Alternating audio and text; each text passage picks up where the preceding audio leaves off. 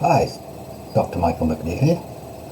I finally managed to get around to this video. I've been really looking forward to doing this one.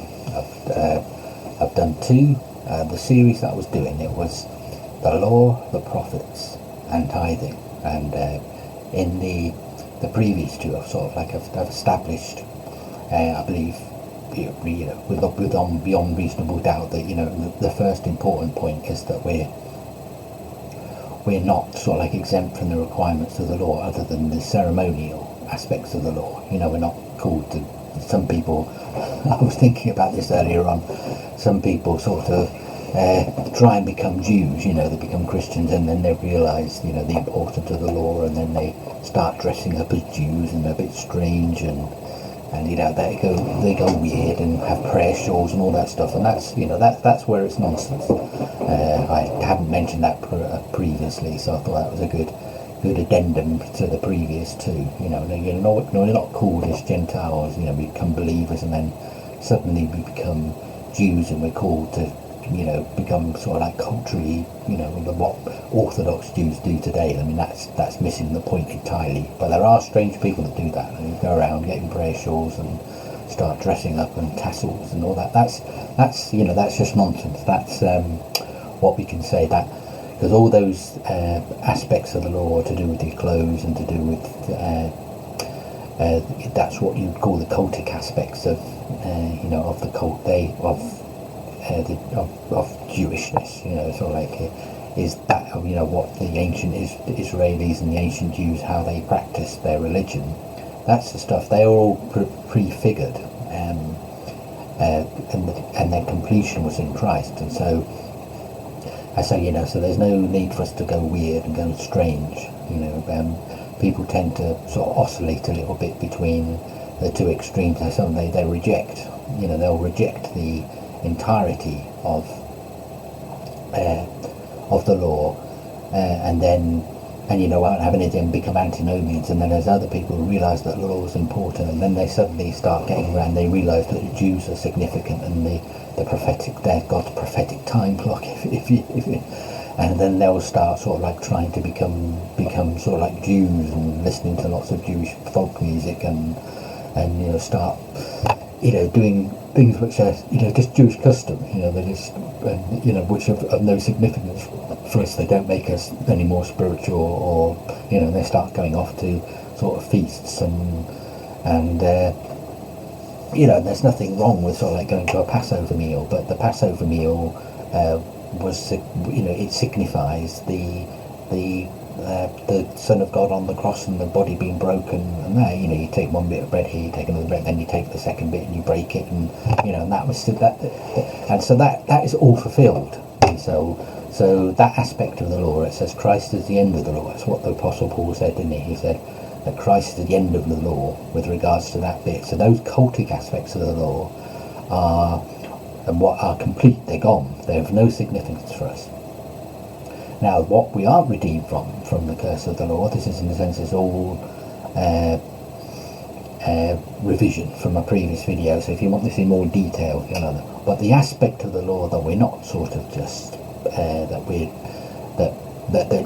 is still applicable to us is the, if you like, the moral aspects of the law. So something like adultery or doesn't become any more acceptable for us pre-Jesus than after Jesus.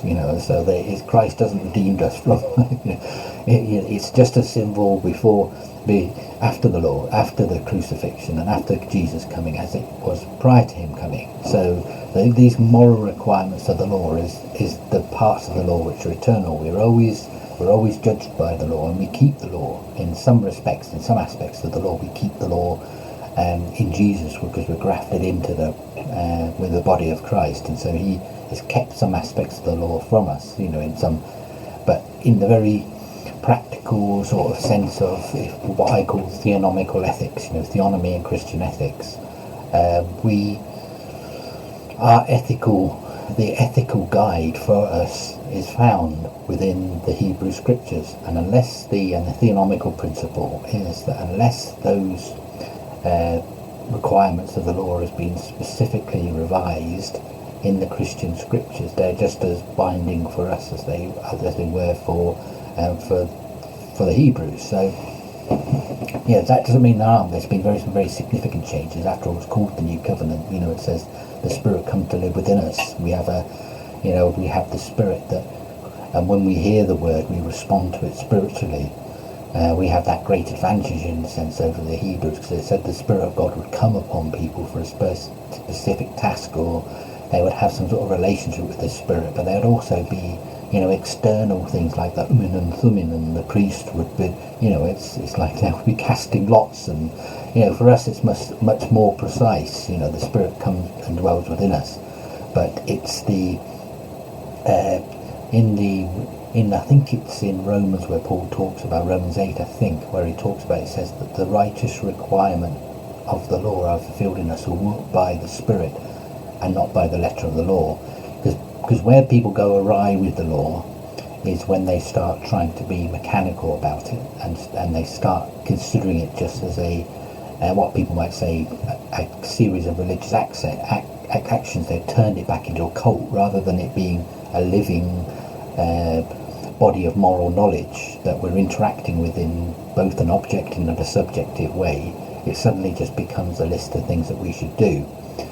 And so, but I think the point's well made nevertheless, that we're not redeemed from the requirements of the law, which are moral requirements. They're eternal requirements.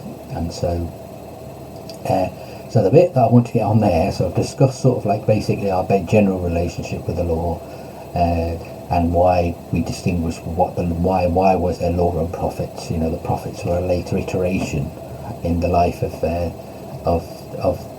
the Jews, and so Jesus would normally refer to the law and the prophets, but other times people refer to the law as that whole body of the Hebrew scriptures. There's technical, non-technical, precise, imprecise use of the same term, but the law for us, and the law and the prophets, is emphasizing the fact that it's the entire Hebrew scriptures which are relevant. Now the part which I think is the most controversial, this is where people start spewing out green seconds. Their heads start spinning on poles, and they get very, very offended at this particular subject. And this is the subject of tithing. And I think it's because there's been so much abuse of tithing within, say, the life of believers, and there's been so much legalism connected to it, and misunderstanding around the subject, that it provokes some very, very strong reactions. And I've got, I've already testified, I think, in previous videos of my wife's own experience, as bringing up, being in a church where they were very, where she reacts against some of the stuff there, being a single mum with 3 children, and you would think that she had quite a bad sort of like experience where sometimes she just couldn't help people, or in other cases where where people have basically said that if you're not going to tithe and give your 10th of your income gross, then you can't be a member of this church. You're robbing God. That the robbing God thing actually comes from Malachi. I think I've got it queued up. Where's Malachi? If not, I should have it queued up. Let's get Malachi.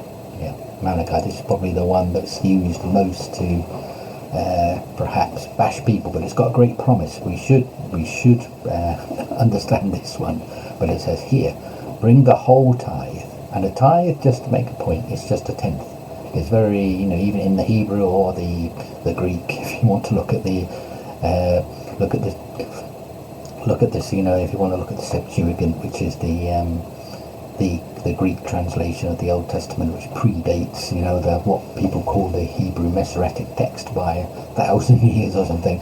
You can still see, it's the Greek of Alexander the Great. It was around, it came because the Greeks, became the dominant world power. So the Hebrew scriptures were translated very early on into Greek. And the interesting thing is that in the Gospels, especially in the book of Luke, it's actually Septuagint which is actually quoted, because there's some variation between, say, what would be the Hebrew and the Septuagint, and so and it's actually Septuagint, which is very interesting. The Greek is the one that's actually being quoted there, so they were a multilingual community. So, but it's very, very simple. When it says bring the whole tithe, it just means a tenth. Okay, so there's no, there's nothing unusual about that word, and in the Greek, it's it just talks about, it in some places it's decta, which obviously is a tenth. You can see decadon. It's where we get the name for a 10-sided figure. And in other places it is interesting. It's more of a figurative sort of word that's used. And in Malachi, it's actually that. It's actually acropia or acroia. Again, my it would be interesting how that translation is. Exoria, I think, maybe. And that's, again, you'll have to excuse me, it's Erasmian pronunciation. I think it says exoria there, and that's sort of giving the translation as payment on produce, rent, tithe. Again, and it's also something that's found in a long history within the literature itself, not just in scriptures, but in the Hebrew and the Greek literature. It's got a long history of those words, so we know that that's all they mean. They just mean a tenth. And for the Hebrews generally, their tithe was of agricultural produce, or if it was cattle, it was cattle. But even within the Hebrew scriptures themselves as well, it says that the tithe could be converted into money, because what they were supposed to do with the tithe, this is the interesting thing of what they were supposed to do with the tithe, was they were supposed to bring it to a central place where the Lord actually says. And so for them it was like coming up to Jerusalem, and it was meant to be like a festival where people would actually come together. They'd bring their tithe, they'd bring all their servants, all the proselytes, all the converts would be converted to Judaism. Everybody was supposed to gather on the year of the tithing, which was the third year, and then they would just have this big party. And so this money wasn't necessarily just going to, they were bringing it up to the temple, but it was then used as part of this big festival. So just sometimes you get the impression that it was very legalistic. It was just given to sort of like to the level, to the central priest, and that was it. There was nothing else. It was just a matter of the offering. But on this year of the tithing, which was the third year, there was a regular tithing where people would tithe from their produce, and they would off give their. But there was also this special third year of the tithing, and I think that one. Now, a lot of this is in Deuteronomy. It's Deuteronomy. If you want to reference it, it's Deuteronomy 12, Deuteronomy chapter 12, and chapter 14. There's a lot in there. Chapter 26. So those chapters, and you'll see all these sort of like differences in sort of. So tithing's not just one thing, and I think that's where people again they can stumble a little bit.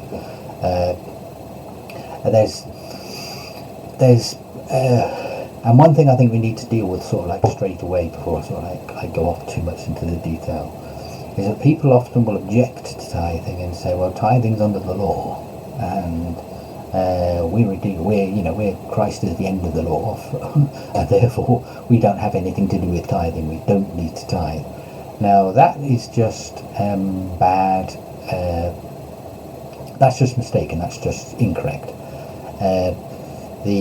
The first time we actually see an example of tithing directly in Scripture, now there's you can argue that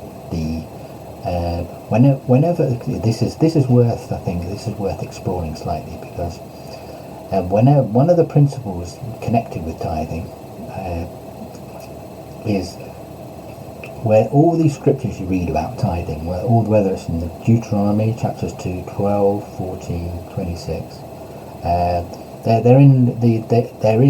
they are seen first in Leviticus, but Deuteronomy is like the second. All Deuteronomy means is it's like the second statement of the law. So it's clear in Deuteronomy, because in Leviticus it was the first giving of the law, and the second they just they wandered around in the desert for 40 years because they'd been disobedient, and then Moses was repeating it. And so Deuteronomy gives you, I like the statement in Deuteronomy. It's clearer in some ways, I think, than in Leviticus. But it's the same. It's a restatement of the first things. That's why you can compare the two. But they're giving the how tithing is interpreted within the law. But tithing was something that happened prior to the law. So the point I was going to just remember that my thought process went off slightly. But where you'll see repeatedly, and there's a pattern where when the Israelites are sort of like coming into the land, the first time they came into the land, it says the first city that you conquer, the entire everything. It uses the term dedicated to the Lord, which basically means that everything is completely all the wealth of the city, everything there, it was just complete. It was razed to the ground. It was totally destroyed. All the plunder, which had been the gold, the silver, everything, it was just completely. The whole place was just completely obliterated. Some people get offended at that, but it was totally, completely obliterated. None of the women, the children, everything. It was just, the first place that they went to, the first one, as soon as they were crossing over, the first, there was all the subsequent cities that were taken over. People could take plunder from. They could take cattle. They could take, wives. We think of it as pretty brutal, but they could take wives, and the women they would normally have to kill all the men, which we can go into. People obviously think, gosh, this is like genocide, what's going on, but again, I mentioned there's reasons for this, and there's reasons why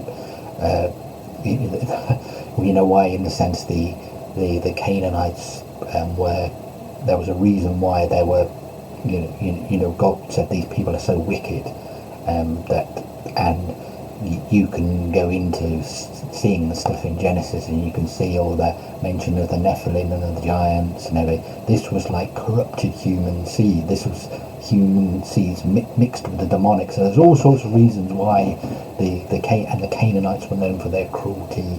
So there's all sorts of reasons why there was like this holy war to wipe them out. And the interesting thing is as well is that when you read, just to make that point, when you read about the Anakites or the giants, there's the Anakites, the Rephaim, the Nephilim, all these sort of human and demon hybrids, which is when you also realise that it uses sort of like the phrase sometimes within the scriptures where it says even for people who weren't, for tribes that weren't Jewish, it says that God allowed he went before them. Maybe it says that he went before the Moabites who settled in that area, and he drove out the Anakim from before them. So it wasn't just something that was specifically to do with the Jews getting rid of these, they're getting rid of these beings. It was the other non-Jewish peoples as well. It says that the Lord explicitly drove these people out. But the Canaanites were known for their brutality, for their the level of sexual perversion, and I know people have done sort of like these archaeological digs and stuff, and when they were finding sort of like different Canaanite settlements, and it's really quite disturbing what they found. And I think somebody told me something like 90% of the stuff that they've actually found, they don't put on display to the public. And I can remember listening to one presentation where the guy says where it was so disturbing, some of the things that they were finding, that were revealing in their practices, that he said it was quite traumatizing for the for the archaeologists. So there is reasons. So before people just sort of like look and say, oh gosh, this, it's so brutal, this Old Testament, or the world was brutal. it took Jesus actually coming to change the world, but it was brutal. And the whole culture, this culture that the ancient Israelites were in, was a brutal culture. And this is what's so interesting in the sense about this sort of early history in these early sort of books of Moses. Here is God, and I mentioned this again in the previous one of the previous videos in this series. So I listened to them today just to remind myself, because it was a couple of weeks ago when I did those. But it's one of the points I made. It was very much to do with, God was taking these people who are basically slaves with a slave mentality and saying, right, this is how you run a nation. And so coming back to the point regarding tithing, so whenever they went into a particular, whenever it was the first time or the first thing or the first, like talk about the first harvest or the first time you sort of go, there was always something that it says is dedicated to the Lord, which basically meant the first of whatever they were doing, they dedicated to the Lord. So the firstborn, and it says the firstborn belonged to the Lord, but you were able to redeem your firstborn. So and the way in a sense, you were, instead of you giving your firstborn to the Lord, which is like basically means that you're going to offer a sacrifice. You pay, you make some sort of offering. That it was redemption. That was what it was called. It was called redeeming the firstborn. And it would often be sort of, especially in later times, it was financial. So people would give a certain amount of money, or they'd give it if it was a sort of like agrarian or cattle or whatever it was an equivalent value. Because even there, I mentioned this sort of like just earlier on in the presentation, even when in the first giving of the law, it says that if you were too far away, if you were a tribe that was too far away from Jerusalem, you would convert the equivalent into a monetary equivalent, and then you come to where the festival was, and then you would convert it back into produce, and then you would give your offering. So it's very, excuse me, oh gosh, excuse me, I have to edit that out. But so there was this sort of like equivalent of, there's nothing unusual about the tithe. It can be, it was literally just a tenth, whether it's monetary or produce or cattle, whatever it was.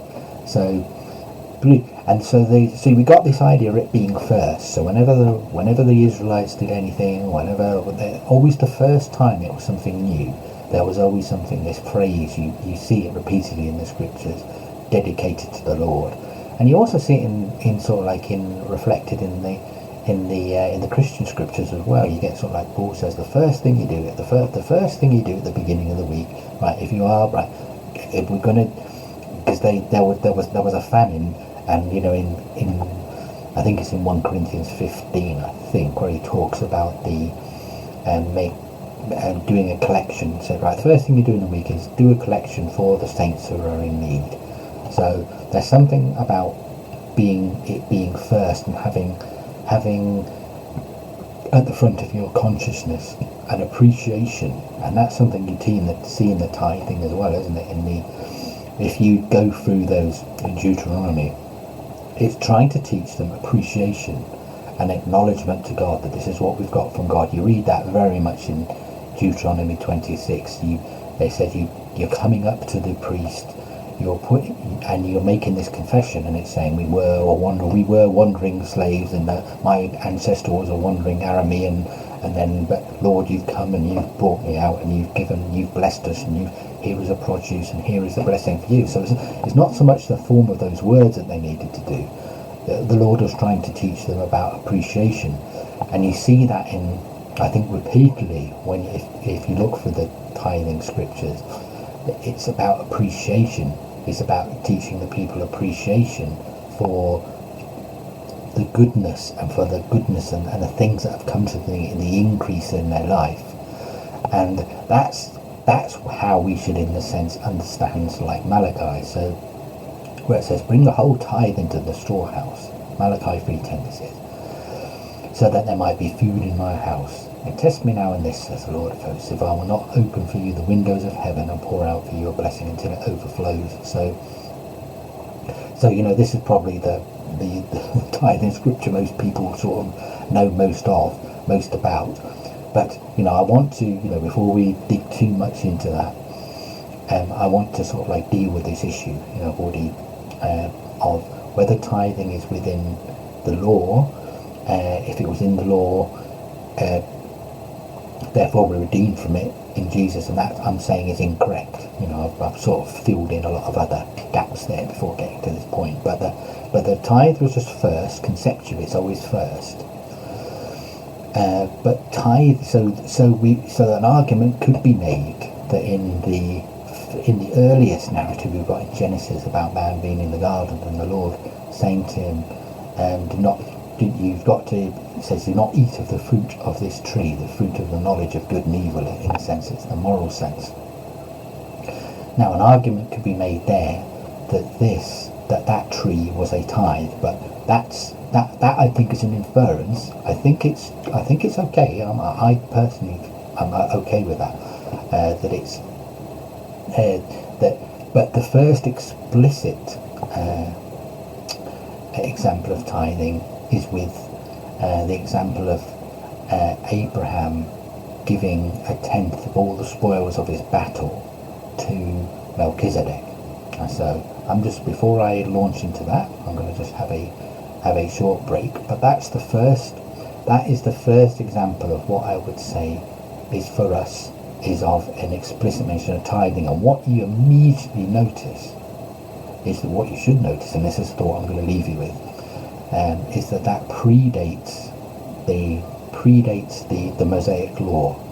So the tithing is a spiritual principle that has predated the law, and if we understand that, then we can get past all these ridiculous, prejudicial, extreme reactions to tithing, and of people saying that it's within the law. Because I don't think I've seen anybody objecting to the tithe that doesn't try to make that connection that it's underneath the law, and Christ has fulfilled the law for us, therefore we're not obligated.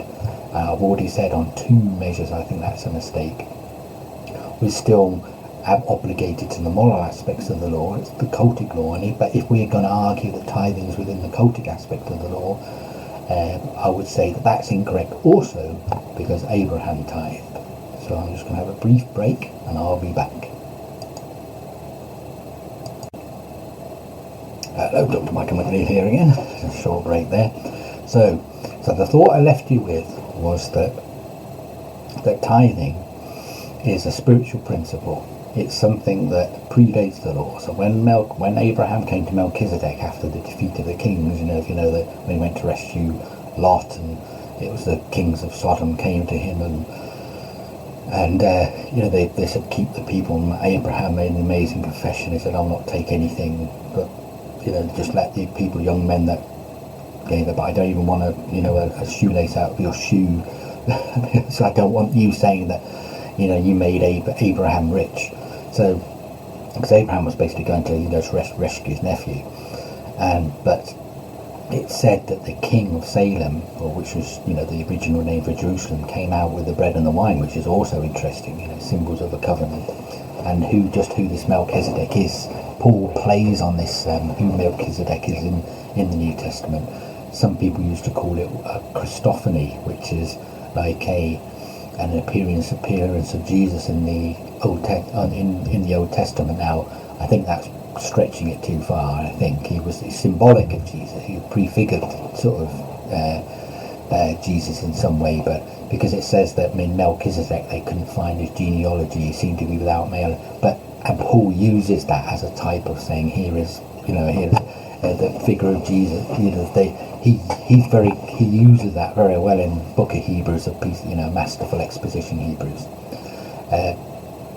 But the point is, and the main point I want you to understand, because this then deals with, I think, as far as I know, this deals with just about everybody's objection to tithing, is the fact that tithing is a spiritual principle which predates the law.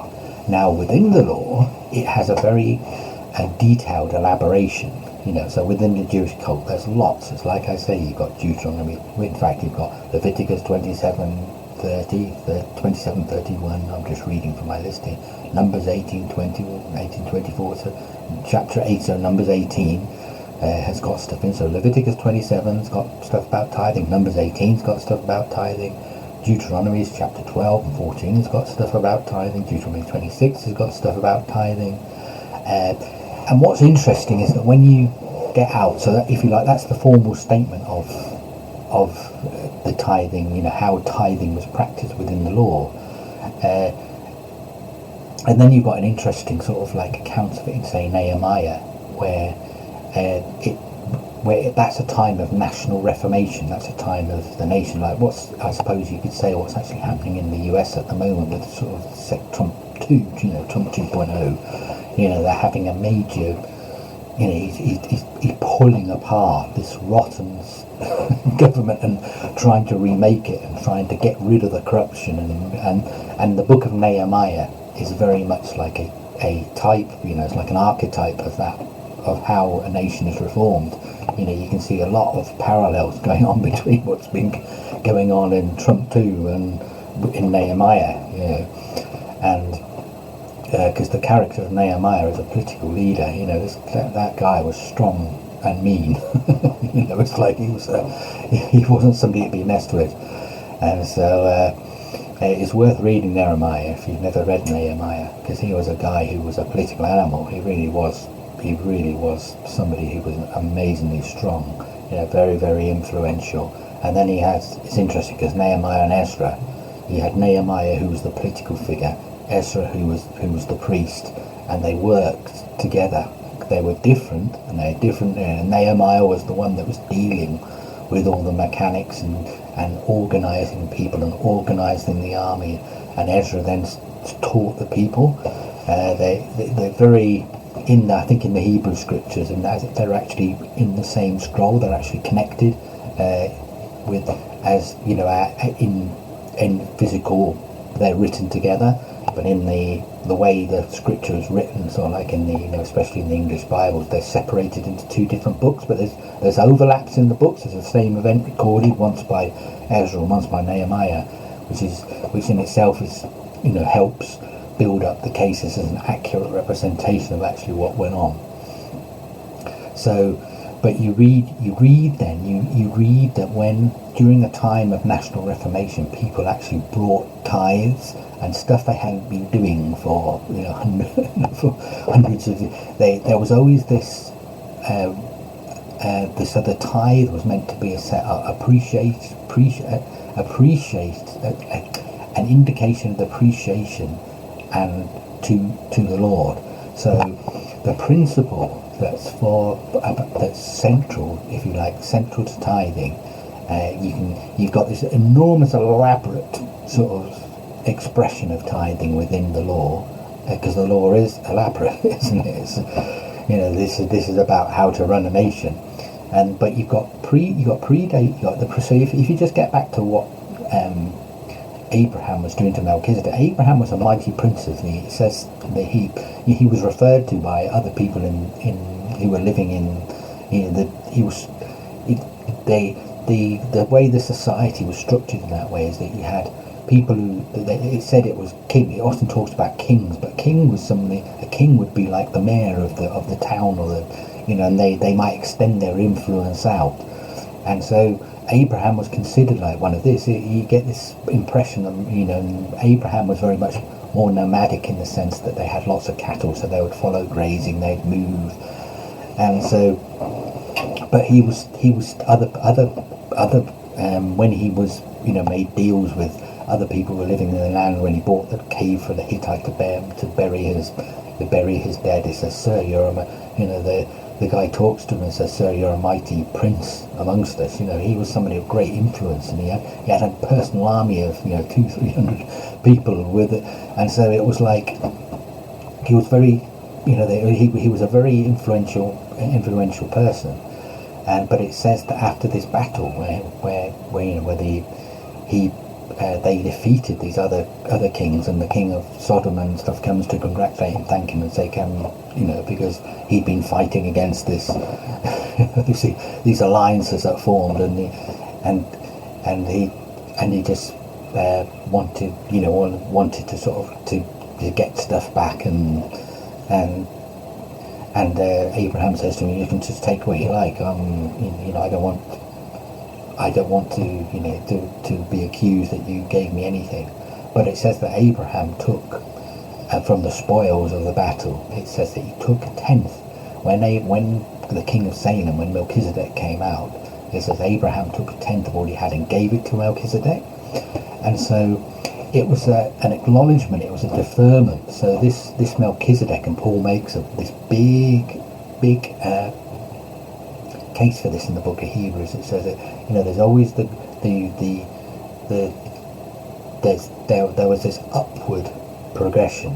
You're giving upwards. Your tithe is going upwards. You're honouring God in your tithe, and so the Abraham giving to Melchizedek just shows how great this figure Melchizedek was. And so this Melchizedek, it was God of the most high God. And so that's an old, that was an ancient reference to Elohim, to the God who revealed himself as the I Am to the Israelites. But there was obviously some revelation of him, because it talks in the early chapters of, I think, by about Genesis 7, it says that people started to call on the Lord. So God was still moving amongst humanity, even in these ancient times, long before there was an Israel. So there was obviously this practice of tithing, of giving a tenth of what you had to your God, was well established within lots of cultures, not just the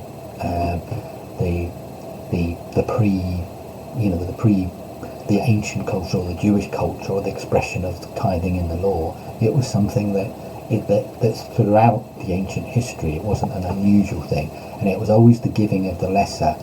It was an honour. It was honouring. It was honouring your deity. It was it's central to the idea of the tithe is acknowledgement and the thankfulness and giving honour. And so that's the spiritual aspect of it. There's an enormous elaborate expression of it in the law, but this is why Malachi is useful, because Malachi, when you understand sort of like Malachi and when Malachi was actually written, Malachi was written it is actually historically the last book that was written, and there was like this 500-year period, say 500 BC to the time of Jesus, when it seemed like God stopped speaking, and the revelation of God to the Jews, it seemed like it was a time where it seemed like there was an absolute famine in the word of the Lord. That's an expression that's used in some of the other prophets. It says there's a time coming where there's this great famine of the word of the Lord, and in a sense it was the time it's almost like it was the preamble to the time before the coming of Jesus, where it says that the Lord looked on the first covenant. It talks about this in Jeremiah, doesn't it? Sort of like the Lord looked on the first covenant and it said, and was dissatisfied. The book of Hebrews, Paul brings this out in his exposition. That's why, if you never read Hebrews, read Hebrews. It's an amazing book, but it talks about that God calls the first covenant old because it's just about, and it's going to pass away, and he was dissatisfied with it. And so this interim period, this sort of 500 years, was the time when there was all these political struggles going on, and there was all the time of the Maccabees and all this political intrigue and everything, and the cult was dying. The Jewish cult was dying, and you got the emergence of if you like, the liberals who were the Sadducees, and the conservatives who were the Pharisees, and you had this complete, what was supposed to be the Levites and the priesthood was corrupt and taken over. So, but you have this period. Malachi was written just at this time, and so one of the aspects you can see is that people had stopped responding to God in the way that he wanted them to respond. They'd stopped acknowledging God. In one place he says, if I'm a father, where is my honor? If I'm he goes in, he said this person here, this earthly father, has honour. If I'm a father, how much more honour should I have? It's an a fortiori argument where it's coming from the lesser to the greater. He's saying, if this person's a father, he has honour. And now I'm a father, I'm a much greater father, where is my honour? And so that's the context in the sense of how Malachi 3:10 should be understood. It's reminding people of what happened out, of what they've stopped doing. And this is why in the time of reformation, in the time of Nehemiah, you see the tithing had restarted. But tithing was always there as an expression of thanks and acknowledging God in your life and the blessing of God. That's what Deuteronomy was trying to teach people about tithing, was that this is giving acknowledgement to God and thankfulness to God. Now it was also teaching people about charity and supporting family members and refugees who had come into, who decided they wanted to they joined themselves to the Jewish nation. In our time it's more problematic because we tend to think of people just come in and they keep their own culture, and that's not what the foreigner, that's not what it meant when it says don't forget the widow, the orphan, and the foreigner amongst you. The foreigners who were amongst you were people who'd actually decided they want to become part of the Jewish nation and they wanted to adopt the Jewish culture. So that's why when people, just a little bit side teaching, when people try to use these scriptures to say, remember you were a foreigner and a slave in Egypt, and they try to use these scriptures to say, right, that's why we're supposed to not have borders and just welcome everybody in. That's just a misunderstanding of it, because it was people who had decided to become part of the Jewish nation, and there was even space for people who had decided they just wanted to live amongst the Jewish nation. Nobody was forced to be converted to adopt the Jewish religion, but what they weren't allowed to do was to build temples to their previous god. So if they were coming to live within the Jewish nation, even though they weren't required to convert, they also weren't able to give a public expression to their own religion. They were at least having to come into the culture enough that they would respect the customs and respect the people they'd come to live around. So that in itself is maybe we should do an in-depth study on that at some point, because that is needed, because of we saw that, didn't we? We saw that at the inauguration of Trump, and them going to the Episcopalian bishopess who criticised them all and talked about it. It's just a total misunderstanding of immigration and borders and the moral obligations that you have to refugees and to foreigners, and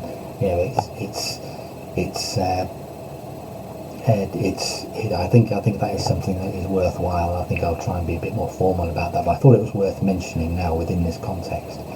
Because when it talks about, doesn't it? It talks about in one of the tithings, which says, all the foreigners that are with you and the people that come to live with you and your servants, and you're all going to go up to Jerusalem, you're all going to spend loads of money and you're all going to have a good time. And that was what's supposed to, that was part of tithing, the third year, so people, I think, people don't realise that, but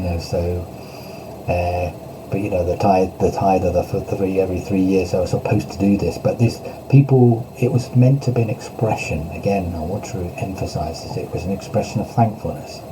So when you get into sort of the Christian scriptures, probably the chapters where this is brought out the most and the most strongly, this attitude of appreciation, is in 2 Corinthians chapters 8 and chapters 9, and it sort of, they're powerful narrative stories, because it talks about that of how because right at the end of 1 Corinthians, Paul's talking about, in 1 Corinthians 15, he's talking about making a collection for the saints of Jerusalem, because there'd been an Aramaic famine. You read it in the book of Acts that he talks about a great famine was coming across the land. One of the prophets had prophesied that there was going to be a great famine, and so it got desperate situation, and these Jewish proselytes, the people of the Greek proselytes, sorry, not the Jewish proselytes, but the Greek, well, maybe the Greek and the Jewish proselytes who lived outside of Judea and Samaria, the Jewish homeland. They'd heard about all the acute poverty, and they wanted to give. They'd said to Paul and Barnabas, "We want to give. We want to," and Paul and Barnabas said that they didn't just give according to some sort of requirement. It said that they pleaded with them in the. It's very vivid because it says in their poverty they gave much more than they could even afford to give. It was like this astonishing outpouring of thankfulness to the first Jewish Christians in Jerusalem, because elsewhere Paul sort of talks about it, doesn't he? He says that when he's talking about the relationship between Gentile and Jew, and he's saying that if you've become inheritors of their spiritual blessings, how much more should you be appreciating them with your physical blessings? So throughout the scripture, regardless of whether you're talking about tithing or not tithing, you're seeing this sort of expression of appreciation from the lesser to the greater. And that's what makes 2 Corinthians 8 and 9 such a powerful story, because you hear this story of them wanting to give beyond, it says, beyond their ability to give, they gave. And he says, and the great reward, he brings out that sort of the result of that inner attitude of their giving in 2 Corinthians 9 and 8, chapter 9 verse 8, that God has made all grace abound towards you, that you might have sufficiency in all things, that you might be self-governing, that you might not need no outside aid or support. It's a powerful scripture, because it's basically talking about how this principle of giving, and of giving in the right heart with the right attitude, this attitude of tithing correctly and understanding that you're giving, however it's expressed, whether it's in this expression to meet the needs of others around you, the charitable sort of tithe, the tithe that is going to ensure that the church can well run. If somebody is ministering to you and you're getting something out from them, if you're involved in some sort of fellowship, and the minister is blessing you and encouraging you and building you up, it's only if you want to honour that person, it just makes sense that you're going to give you are going to help them so that they don't have to then go out and work a job as well as ministering to you.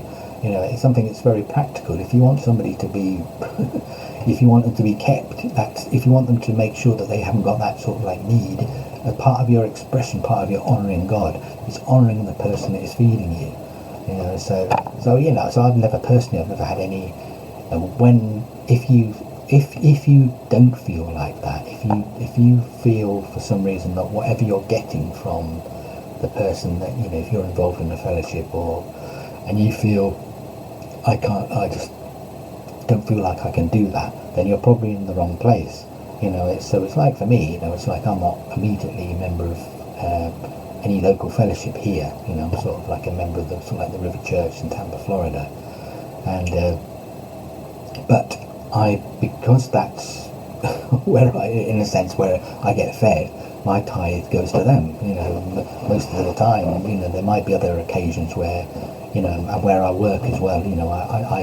I tithe to a degree to them, because I get blessed by them. I'm not going to use the name because stuff that I speak about in these videos, not necessarily, they're not going to be endorsed by where I work, but I just work for a ministry now as a main sort of work.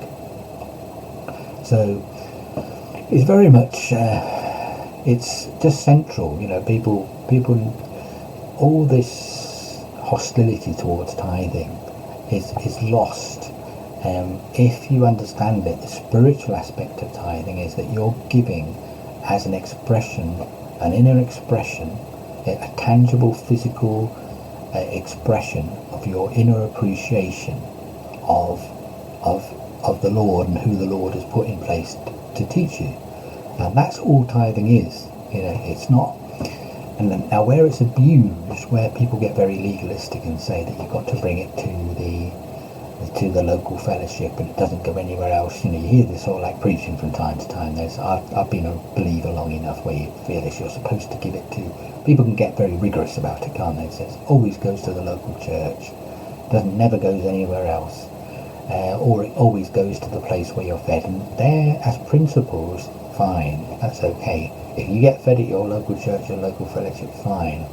If your pastor comes and come knocking on your door trying to get your tithe, or gets up and preaches about that, then if you're not giving it here, then you probably need to find somewhere, because it's supposed to be an expression of thankfulness. There is this objective part of tithing, which is it's there as a principle. We should be tithing, full stop. We should be tithing. Okay, but the subject aspect of tithing is that it's supposed to be an expression of our thankfulness. Now, it's a tithe, it's a tenth, so we start there. But there's also lots of different places to do with sort of like offerings and things, and we should be. And offerings, in the sense, are far more sort of like general, I think, as well, is that that you can be in.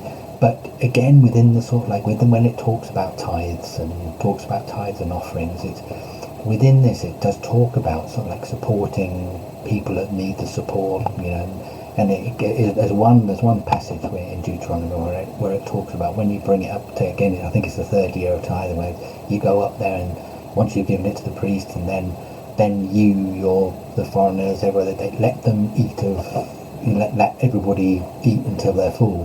There's this expression of how that when we have resources, that we should be generous. It says that God loves the cheerful giver, or the prompt to do generous. I think the Amplified brings it out quite nicely. The prompt to do, it says God will not do without a cheerful giver, and we're supposed to be helping when we're in a time of our abundance. I mean, it talks about that again in, I think, in 2 Corinthians 8, doesn't it? It talks about in the time of your abundance, you can help those who are in need, and so that in the time of your need, you can receive blessing from those who have an abundance. So there might be.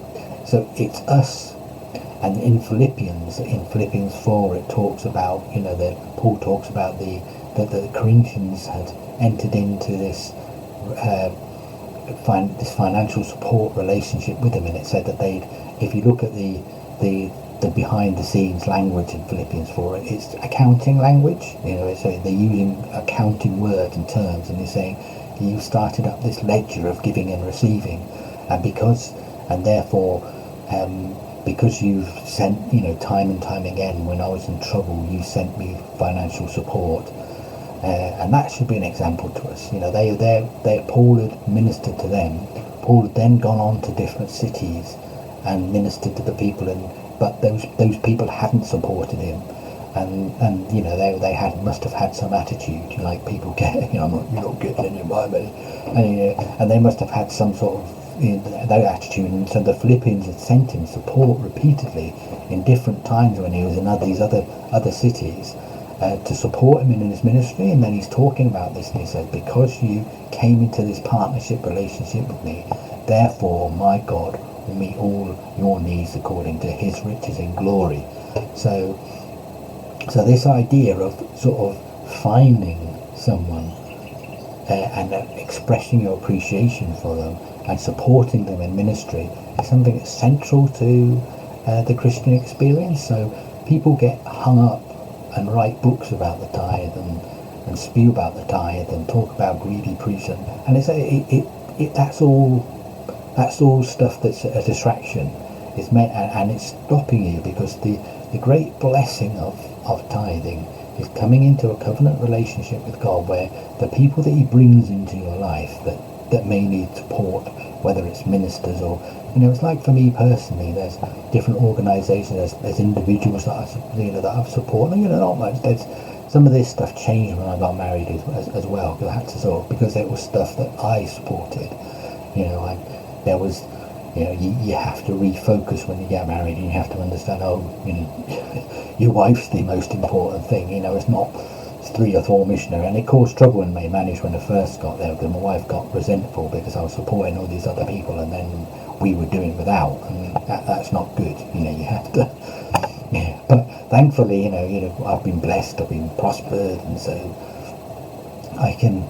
That there's individuals that I've supported who are going through Bible college, or there's certain organisations that I support that are dealing, helping people with, helping, giving women who've got pregnant like options rather than just abortion. There's different, and there's different organisations that I might support at some point, and media organisations which I support. So as well as, if you like, the direct tithing and the direct offerings too, because I love the River Church and what they do, so therefore I'm going to support the River Church and what they do. And but it says that there's so much in the scripture about being generous and having a good attitude with regards to money, because the love of money, it says the love of money is a root of all evil. So it's a root, it's not just there's other things which flower into evil as well, but the love of money is one of the greatest. And in our society, which is predominantly money based, because we need money to transact all our normal business, the love of money and having money in an improper relationship with money is something that causes evil to thrive within our society. And that's what's happened. We can see that in our society as people have become greedy, more and more greedy, almost more self-centered. Then the evil has grown and budded in our society, hasn't it? And so part of the process of tithing keeps us outside of ourselves and stops us becoming self-centered and greedy and thinking that everything we have belongs to us, because we, in the sense, we're ultimately stewards of what we get from the Lord. We have to understand that everything that we receive because it comes from the Lord. And so in every aspect of our life there should be this willingness to give God first, because it's quite a good deal in one sense, isn't it? When if you're only being asked for a tenth, that means you've got 9/10 to use as you think. Now there might be, I fully accept, there might be some really, really difficult times in where the pressure and the problem of finances and stuff, it causes people to think, do I tithe on the, do I have to tithe on the gross, do I have to tithe on the net, what do I do, God's supposed to be first, I haven't got enough money to hold these things, there's creditors there's it's too easy for people to say, always tithe from the gross,